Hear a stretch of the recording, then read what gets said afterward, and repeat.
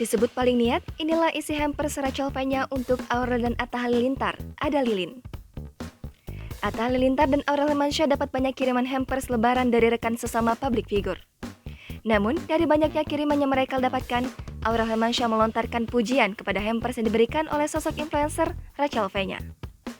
Tak hanya itu, istri dari Atta Halilintar ini bahkan memuji Rachel Fenya sebagai seorang paling terniat dalam memberikan hampers lebaran.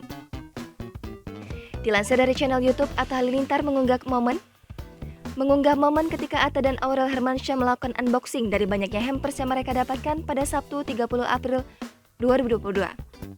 Kemudian selanjutnya, terlihat Atta dan Aurel yang akhirnya membuka hampers dari Rachel Fenya.